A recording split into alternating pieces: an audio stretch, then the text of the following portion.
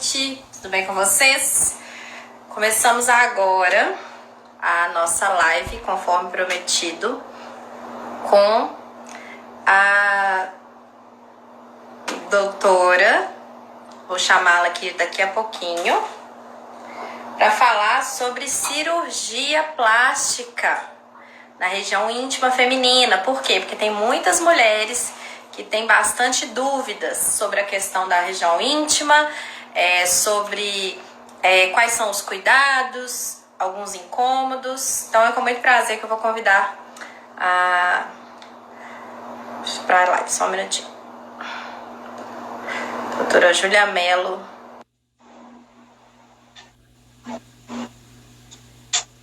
Enquanto isso, gente, mandem suas perguntas aqui que a gente vai... Olá! Olá, doutora Júlia. Boa noite, tudo bom? Tudo jóia, e com você? Tudo bem.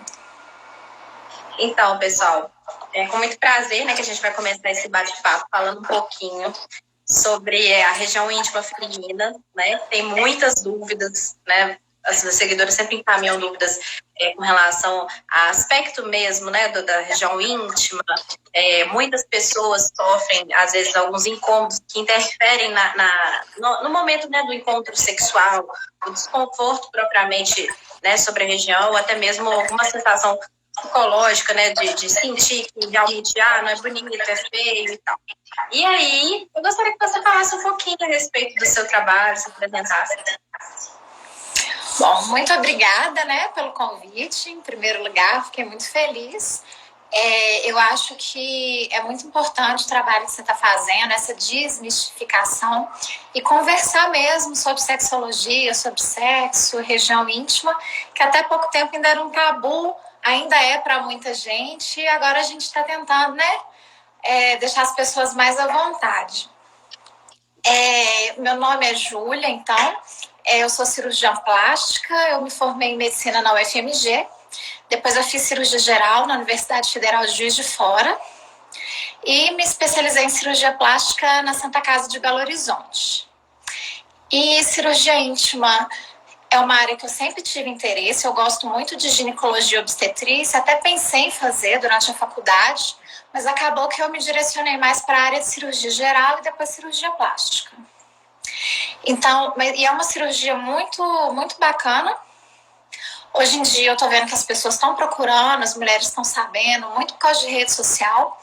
Então elas estão pesquisando e às vezes não sabem, né, que tem jeito de tratar, que tem como melhorar, que aquela queixa dela ali é uma coisa que ela consegue resolver. E então a gente vai falar isso, tirar essas dúvidas e falar sobre isso hoje. É uma cirurgia que eu gosto muito de fazer, porque o nível de satisfação das pacientes é muito alto. A maioria se surpreende, assim, né, com o resultado positivo. É uma cirurgia relativamente simples. Então hoje a gente vai tirar a dúvida e mostrar, né? Sim. Uma das coisas, né, que chega muito aqui no consultório é sobre essa questão dessa autoimagem, dessa imagem corporal. No caso, por exemplo, né, quando você atende essas mulheres que né, tem essa demanda para fazer essa cirurgia íntima, quais são as alterações anatômicas significativas que justifiquem a cirurgia, para além, né, propriamente da mulher estar com vontade realmente de melhorar, né, a região? Tá. Geralmente são duas queixas principais. A primeira queixa é em relação ao monte pubiano, então que a gente chama de monte de Vênus. Muitas pacientes queixam que tem um acúmulo de gordura nessa região. Então, muitas procuram querendo melhorar o aspecto dessa região, que elas acham que elas sentem desconforto ao utilizar roupa, que é uma região que fica marcando, gordinha, às vezes sofreram bullying, então é uma queixa bem comum. E o tratamento a gente faz a lipoaspiração dessa região, que é um tratamento simples, com uma incisão pequena. A gente passa uma cânula, tira o excesso de gordura, deixando ele menos fofinho, mais magrinho. Uhum. Então essa é uma queixa. E a outra queixa é em relação aos pequenos lábios. Muitas queixam que elas têm os pequenos lábios grandes e, mais do que a questão estética, causa um desconforto. Por exemplo, desde meninas, quando começou a menstruação, muitas queixam com excesso de pele ali, acumula secreção, é mais difícil de higienizar, principalmente quando está menstruada. Isso pode incomodar, dar mau cheiro, às vezes chega a doer. Por exemplo, quando vai andar de bicicleta, algum tipo de roupa mais apertada, aquilo ali dobra. Durante a relação tem mais dificuldade na penetração, porque o lábio está ali no meio do caminho. Então, muitas têm essas queixas também, que aí a gente chama de hipertrofia dos pequenos lábios. Quando o pequeno lábio ele é grande, passa os grandes lábios, e esse excesso de pele vai causar ali um incômodo. Então, essa é a outra queixa maior que a gente tem. Perfeito. E você percebe se existe alguma condição específica, por exemplo, ou genética? Não dá para definir, por exemplo, como que isso vai, né, acontecer. Por exemplo, uma mulher, uma vez eu recebi uma dúvida seguinte, um desconforto sobre a região íntima, e ela atribui isso ao fato dela, né, ter muitas relações sexuais. Aí eu gostaria Não, eu acho que não é uma coisa adquirida, não. Aquilo ali é daquela pessoa, é genético. A maioria tem essa queixa desde a adolescência, desde que começou o desenvolvimento. Algumas relatam que após a gravidez, elas notaram que aumentou. Pode ser que após a gravidez a pele tenha escurecido um pouco, elas passaram a perceber mais, mas é uma condição assim da pessoa, genética. Eu não acho que é uma condição que ela vai desenvolver por causa de relação sexual, não. Perfeito. Outro ponto é o seguinte, até que ponto você acredita que, pelo menos assim, vou dar um exemplo, tem muitos pacientes que têm nessas queixas físicas e, obviamente, elas interferem, né, de alguma forma na performance sexual, ou até mesmo no momento em que a pessoa vai, né, se colocar lá para o sexo, se ela tiver muita apreensão sobre algumas partes do corpo, ela pode, né, de alguma maneira travar, ficar apreensiva. Você já encontrou casos, assim, de, por exemplo, paciente que tem transtorno de imagem, transtorno de desmorfo corporal neste sentido, quanto a um nível muito grande de exigência sobre a forma íntima? Já. É bem comum. Pacientes que elas têm uma hipertrofia muito grande, elas têm vergonha, por causa da estética, sim. A vulva não é uma região que tem uma estética muito definida. O que é uma vulva bonita? Mas, geralmente, o pequeno lábio ele tem que ficar um pouquinho mais recolhido. Então, elas queixam da parte estética, de ser feio. Algumas têm constrangimento e muito também porque elas têm que afastar com a mão na hora da relação. Às vezes, no momento ali, elas já vão tensas já por causa disso. Então, é bem comum, sim, esse constrangimento, essa alteração mesmo. E tem casos, por exemplo, que não são cirúrgicos? Tem alguma contraindicação, por exemplo? A pessoa pode apresentar alguma característica, mas, neste caso, não faria cirurgia. Entendi. Assim, no caso, só é cirúrgico se incomodar o paciente, porque não é uma doença, não é algo que vai trazer um prejuízo para ela. Então, a cirurgia é uma maneira dela se sentir melhor e mais satisfeita. Então, às vezes, tem pacientes que têm uma hipertrofia, mas aquilo não incomoda. Então, tudo bem. Vai ser cirúrgico a partir do momento que aquilo ali causa um transtorno para o paciente, seja psicológico em relação à estética ou físico mesmo na hora da relação. Agora, tem pacientes que já me procuraram que eu avaliei e não achei que tinha necessidade de fazer cirurgia, porque estava uma anatomia bem tranquila. Então, era mais uma coisa psicológica da paciente. Isso acontece também e a gente tem que contraindicar, porque o importante é não fazer uma cirurgia que vai mutilar a pessoa, porque tem gente que às vezes, eu quero tirar tudo. Não, o pequeno lábio tem a função. Você vai tirar só o excesso que está atrapalhando. Você tem que manter a anatomia, tem que manter o pequeno lábio. Então, tem pacientes que às vezes têm um transtorno que a gente tem que falar, não, seu caso não tem indicação, você tem que procurar, né, um tratamento psicológico, se conhecer outras coisas que não a cirurgia. Teve uma pergunta aqui da fisioterapia para mulher, que até é parceira aqui da gente, se existe alguma aderência da cicatriz, desculpa. Bom, vai depender da técnica cirúrgica que for utilizada. Geralmente, a maioria dos casos, a gente consegue só tirar o excesso e fazer a sutura, que é a costura na borda. Então, geralmente, nesse caso, não tem aderência, não. A pessoa é uma área que cicatriza muito bem, porque é uma pele muito fina, muito vascularizada. Então, a cicatriz costuma ficar fina. Então, geralmente, a gente não tem muita complicação, não. Agora, tem algumas outras técnicas que você faz alguns retalhos, nos casos de uma hipertrofia mais importante, que dependendo da técnica cirúrgica, toda cicatriz pode ter retração, aderência pode acontecer, mas não é comum. Principalmente essa técnica que a gente tira o excesso e faz a sutura linear na borda. Perfeito. E no caso, por exemplo, que com relação à sensibilidade após a cirurgia, né? Muitas mulheres que encaminharam dúvidas estavam com pergunta nesse sentido, né? Será que isso vai afetar a minha sensibilidade, meu orgasmo, o toque vai ser o mesmo? Não, isso é muito importante, né? Que é uma região que a sensibilidade é muito importante. Em primeiro lugar, eu falo sempre com a paciente que eu respeito muito o clitóris. Então, eu não faço cirurgia para redução de clitóris. Quando a pessoa tem um excesso de pele próximo, eu tiro só a pele, mas o clitóris eu preservo toda a irrigação dele para não, né, afetar de maneira nenhuma o prazer da mulher. Esse excesso de pele que a gente tira na borda e ressutura, a maioria não tem queixa nenhuma em relação à sensibilidade. Claro que pode acontecer de reduzir a sensibilidade, mas ali no lugar da cicatriz apenas. Porque a gente não faz grandes ressecções. Então, em relação à sensibilidade, a grande maioria recupera, não tem queixa de sensibilidade, não. Teve uma pergunta também mais cedo, foi a respeito da vulvodínia, né, que eu até encaminhei para explicar um pouquinho, né? Vulvodínia é uma dor generalizada na região vulvar. E a senadora perguntou se existe alguma conexão, né? Se tem alguma, por exemplo, pacientes, por exemplo, com vulvodínia, vamos pensar, uma paciente que tem vulvodínia, ela poderia fazer esse tipo de cirurgia? Como que é? Então, em relação ao dor no pós-operatório, é a dor de uma cirurgia normal.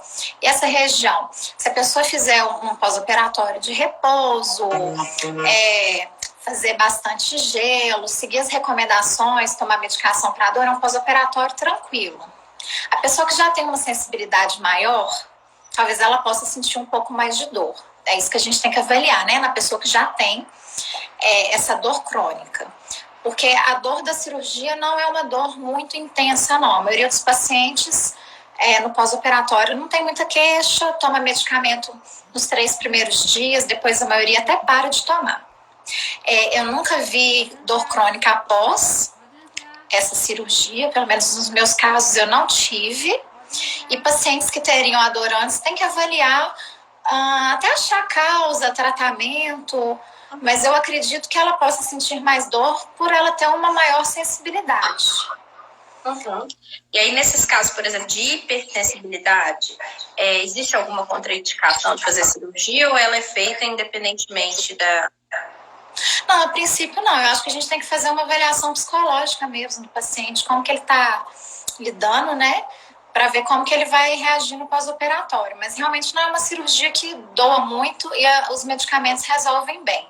Então eu acho que não seria uma contraindicação, mas seria um paciente que a gente teria que ter um cuidado a mais especial com ele. Uhum, perfeito. E nesse caso, assim, a cirurgia ela dura quanto tempo? Qual que é o tempo de recuperação? Como que é o pós-operatório dessa cirurgia? Quanto tempo a mulher vai ficar sem sexo? Como que funciona isso? O procedimento cirúrgico mesmo, ele é rapidinho. Em torno de 1 hora, a gente consegue fazer a cirurgia, retirar, suturar direitinho. E o paciente, ele vai embora no mesmo dia para casa. O pós-operatório é mais chatinho nos 3 primeiros dias, pode sangrar um pouquinho, vai inchar. Aí eu oriento fazer bastante gelo, que o gelo ajuda muito a não inchar, conter esse sangramento. A medicação normal para dor. Então, os 3 primeiros dias eu peço para a pessoa ficar mais quietinha em casa. Quando é um trabalho mais tranquilo, que a pessoa não tem que andar muito, fazer muito esforço, 4 a 5 dias ela consegue voltar. Mas aí a gente orienta a não usar calça apertada, usar uma calcinha de algodão e evitar de ficar muito tempo sentado ou muito tempo em pé, tá? Levantar um pouco, se ficar mais em pé, sentar um pouco. Então, o retorno às atividades mais leves pode ser feito assim, em torno de 5 a 7 dias. A atividade física leve também, com 15 dias consegue fazer. Academia, aí eu já peço 1 mês. E relação sexual, 4 semanas, pelo menos. Perfeito. E quando retornar a relação, às vezes, se estiver um pouco insegura, eu falo para usar um lubrificante que ajuda a não forçar ali a região dos pontos. E tem, por exemplo, pessoas que vão ter dificuldade de cicatrização? Olha, é uma região muito favorável para cicatrização. Eu falo que mesmo quando dá errado, mesmo quando abre ponto, cicatriza muito bem sozinho. É uma região que a cicatrização ali é muito fácil. Então, mesmo quando é difícil, ainda é bom comparado com outras regiões do corpo. Então, essa parte de cicatrização é muito favorável. Perfeito. Tem uma outra dúvida aqui, né, do pessoal da fisioterapia com a mulher. Como que tem sido essa procura por essas cirurgias? Se você observa um aumento da demanda desses cuidados com a área íntima?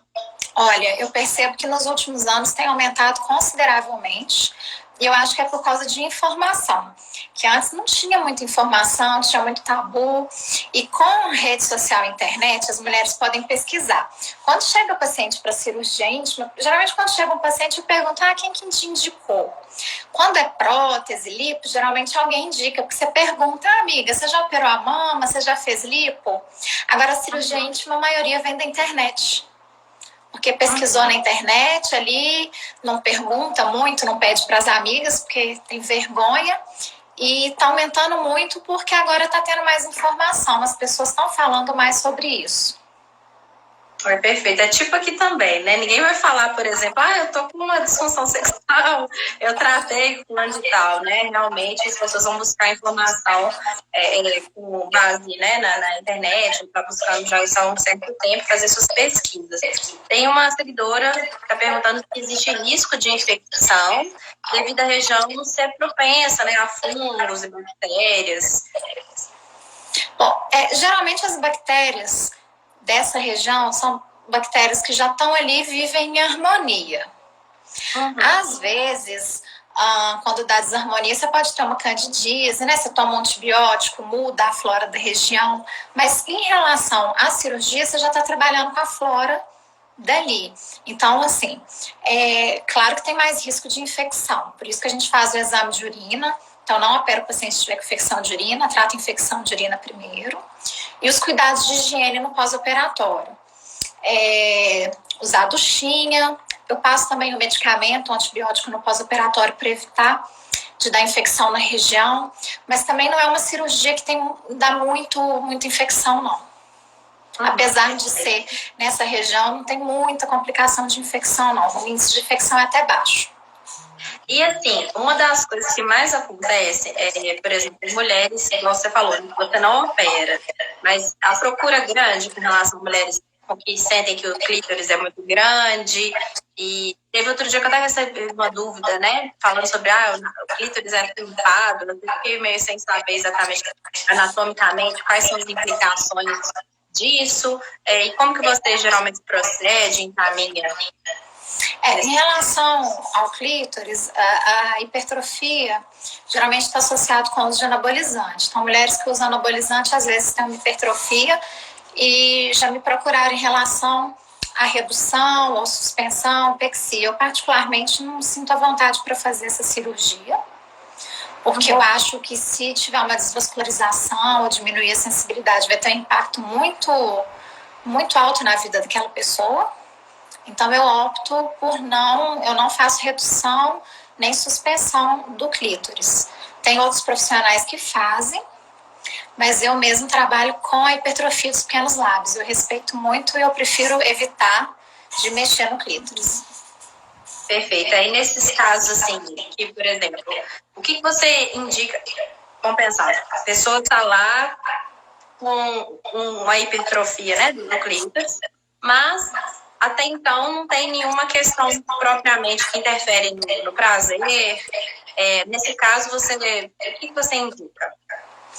Eu acho que isso é muito, muito individual. Eu acho que se não interfere, se a pessoa conseguir viver bem com isso, é só uma anatomia. É uma diferença. A gente tem mama pequena, mama grande. Eu não acho problema isso, não. Assim, minha opinião. Agora, se isso causa um constrangimento, a pessoa se sente muito incomodada, ela tem a opção de trabalhar para, né, melhorar esse sentimento dela. E se ela quiser fazer cirurgia, ela pode procurar alguns profissionais que fazem. Tem essa opção. Não é o caso, eu não faço. Perfeito. Aí, no caso, o que você indicaria para as mulheres que têm interesse em fazer essa cirurgia? Como que elas têm que proceder? Tem alguma preparação anterior à cirurgia de exames? Algumas condições específicas que são observadas? Apesar de ser uma cirurgia simples, é uma cirurgia, a gente faz com anestesia, então tem uma série de exames pré-operatórios que a gente passa para o paciente para ver se está tudo bem, se ela não está com nenhuma infecção urinária, para ver coagulação, eletro, para ver o coração, passa pelo cardiologista, anestesista, então tem todo um preparo como toda cirurgia, apesar de ser simples. E aí depois que a gente vê que está tudo bem com o paciente, aí a gente conversa sobre a cirurgia e marca. Perfeito. E até então, acho que foram essas as dúvidas. Tem pessoas falando que te encontrou realmente pelo site, que já até provavelmente já são pacientes seus. E é isso. Tem alguma pergunta a mais para enviar? Um comentário que as pessoas perguntam também. Você pode associar a lipo do pub com a cirurgia de hipertrofia, dá para fazer no mesmo tempo. E algumas mulheres queixam que quando elas estão mais velhas, elas têm um pouco de flacidez e queixam de um pouco de flacidez na vulva. E esse aspecto envelhecido às vezes se dá porque os grandes lábios, com a idade, eles ficam mais flácidos, com menos gordura. Então, eles têm um aspecto murcho. E, às vezes, mulheres até jovens, depois de grandes emagrecimentos, podem apresentar também esse aspecto. Então, tem um outro tipo de cirurgia para tratar isso, que você pode fazer um enxerto de gordura nos grandes lábios.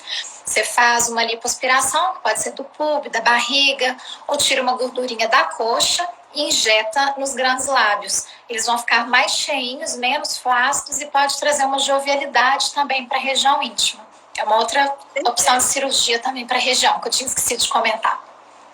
Bacana. E assim, além disso, você indica algum tipo de cuidado assim, para manter o aspecto? Tem muitas mulheres que são extremamente incomodadas assim, né, com o passar do tempo, vai ficar no meio escurecido, a região.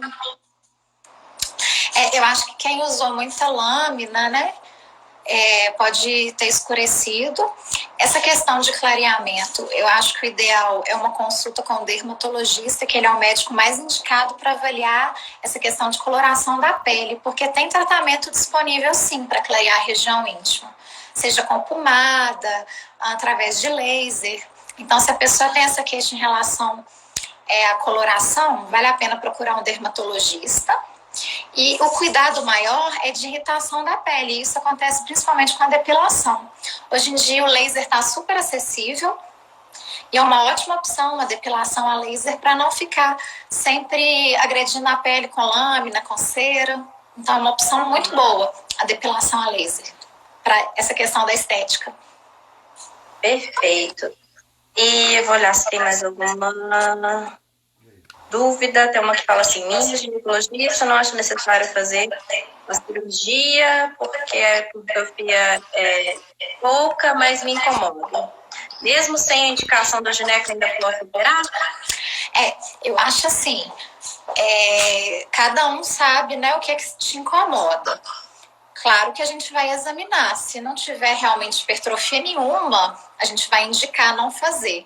Mas eu acho que vale a pena ela procurar uma segunda opinião, se é uma coisa que incomoda muito ela. Já teve paciente que eu falei, não tem necessidade, mas teve paciente com essa situação, que a ginecologista falou que não precisava, e eu, avaliando, falei, não é que a gente vai tirar tudo, mas tem uma bordinha aqui. E, geralmente a bordinha que incomoda o paciente é aquele excesso de pele que fica mais escuro. Então, se a gente tira só a bordinha, já dá uma melhorada boa e a paciente fica mais satisfeita. Uhum, perfeito. Tem uma outra pergunta que fala, é melhor fazer uma cirurgia íntima após ter filhos? Qual que é a sua opinião a respeito? Não, eu acho que você não precisa esperar ter filho, porque claro que você não vai fazer grávida, mas é uma cirurgia que com o mês você já está completamente recuperada. E então acho que não tem necessidade de esperar, não, porque não vai, né? Se você fizer a cirurgia, quando você engravidar, não vai piorar de novo. Então você já pode fazer e resolver isso que te incomoda antes de ter filho. Não tem necessidade de esperar, não. Perfeito. Então, acho que foram essas as dúvidas. O seu Instagram... Doutora Júlia Mello. @doutora Júlia Mello. Então, para todo mundo aqui, né, do Sexologia BH, quaisquer dúvidas mais, né? Tem mais uma duvidazinha. Quanto que custa em média? Se faz a avaliação, você faz no primeiro atendimento? É porque vai depender se a pessoa quer operar em clínica, hospital, tamanho da hipertrofia, anestesia. Então, tem que ser uma avaliação individualizada mesmo pro orçamento. Perfeito, gente. Então, e outra coisa, plano de saúde, alguns cobrem. Ai, que tudo, sério? Muita gente acha que é uma cirurgia estética, igual prótese de silicone, então o convênio não cobriria. Mas como tem essa parte de dor, né, de disfunção, o convênio cobre também e o SUS faz. Olha, que ótimo. Então, por exemplo, eu não tenho convênio, não tenho condição. Vai no posto de saúde, fala com o médico da família que te incomoda, pede para te encaminhar para o cirurgião plástico. O cirurgião plástico vai te avaliar e se achar que tem mesma indicação, consegue fazer tranquilamente pelo SUS. Mesma coisa plano de saúde. Nem todos os médicos fazem pelo plano de saúde, às vezes, né, por causa de problemas com o plano, de valores, mas alguns fazem. Então tem bastante opção aí. Tem aqui, né, uma figura falando a respeito, a gente até falou no início, né, das intercorrências, né, que podem acontecer, no sentido da pessoa ficar desconfortável, usando roupa apertada. Então, lembrar que, né, a cirurgia na região íntima, ela é uma cirurgia simples, né, tem um tratamento e que pode gerar, né, essa melhor imagem, né, da pessoa, do seu corpo, e várias opções aí, né, que podem, de alguma maneira, contribuir para que a pessoa fique mais à vontade, né, principalmente não ter interferências muito importantes na parte sexual, né, porque uma pessoa que está com desconforto, muitos problemas, né, que às vezes ocasiona questões do relacionamento, propriamente algum tipo, né, contribui de alguma maneira para algum tipo de disfunção sexual, esse desconforto, né, sobre a imagem, sobre o corpo, né, que às vezes vai interferir em comportamentos, né, sexuais. E é isso, eu gostaria de agradecer imensamente a sua colaboração e participação aqui, que foi muito rica, e convidar, né, todos os seguidores aqui para seguir a @doutora Júlia Mello, né? Obrigada, eu te agradeço muito pelo convite e fiquei muito satisfeita com o plano de valores, mas alguns fazem. Então tem bastante opção aí. Tem aqui, né, uma figura falando a respeito, a gente até falou no início, né, Tchau, tchau.